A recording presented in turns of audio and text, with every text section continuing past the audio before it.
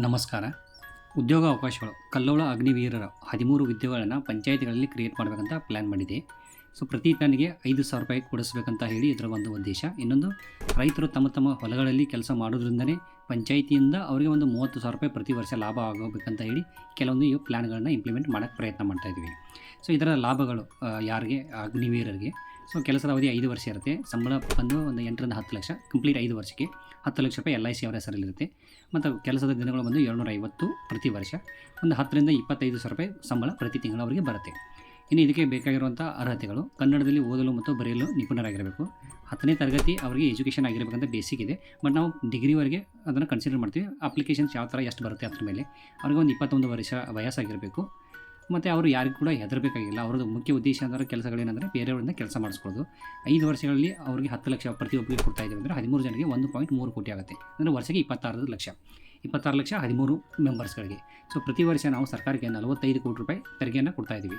ನಮಗೆ ಎಲ್ಲ ಫಂಡ್ಗಳನ್ನ ಸೇರಿ ಒಂದು 10 ಕೋಟಿ ರೂಪಾಯಿ ಬರ್ತಾ ಇದೆ ಅಂತ ಹೇಳ್ಬೋದು. ಪಂಚಾಯತು ಶಾಸಕರು, 2 ಜನ MLCಗಳು, ಒಂದು 2 ಜನ MP ಗಳು ನಾಮಿನೇಟೆಡು ಚುನಾಯಿತರು.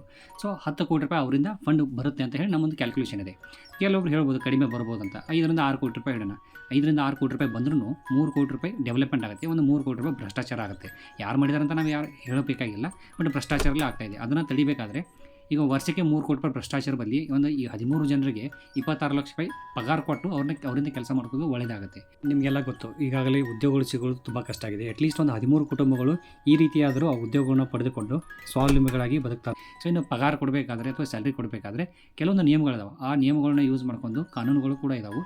ಸೊ ಎಲ್ಲ ವಿಷಯಗಳನ್ನ ಏನೇನು ಕಾನೂನುಗಳಿದಾವೆ ಎಲ್ಲದನ್ನೂ ಒಂದರಲ್ಲಿ ಮನವರಿಕೆ ಮಾಡೋಕ್ಕಾಗಲ್ಲ. ಸೊ ಮುಂಬರುವ ದಿನಗಳಲ್ಲಿ ಬೇಸ್ಡ್ ಆನ್ ಅಪ್ಲಿಕೇಶನ್ಸು ನಾವು ಹೆಚ್ಚಿಗೆ ಮಾಹಿತಿಗಳನ್ನು ಕೊಡ್ತೀವಿ. ಈ ಪಂಚಾಯಿತಿ ಕೆಲಸಗಳ ಬಗ್ಗೆ ಒಂದು ಮಾಹಿತಿನ ಅಥವಾ ಈ ವಿಷಯವನ್ನು ಆಲ್ರೆಡಿ ಭಾಳಷ್ಟು ಹಿರಿಯರ ಜೊತೆ ನಾವು ಡಿಸ್ಕಸ್ ಮಾಡ್ತಾ ಇದ್ದೀವಿ.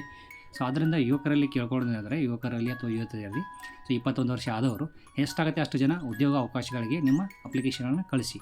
ಸೊ ಅದು ಒಂದು ಕೆಟಗರಿ ವೈಸು ಯಾವ ಥರ ಇರುತ್ತೆ ಅಂತ ಅದರೊಂದು ಲಿಸ್ಟ್ ಕೂಡ ನಾವು ಬಿಡ್ತೀವಿ. ಅದರಿಂದ ಈ ಅವಕಾಶವನ್ನು ಒಳ್ಳೆಯ ರೀತಿಯಲ್ಲಿ ಸದುಪಯೋಗ ಮಾಡಿಕೊಳ್ಳಿ ಅಂತ ನಮ್ಮ ಕಡೆಯಿಂದ ವಿನಂತಿ. ಹಳ್ಳಿ ಜನರಿಂದ ಸೇವೆಗಳ ಹೆಸರಲ್ಲಿ ಪುಕ್ಸಟಿ ಕೆಲಸ ಮಾಡಿಸ್ಕೊಳ್ಳೋದನ್ನ ನಾವು ನಿಲ್ಲಿಸಬೇಕಾಗಿದೆ.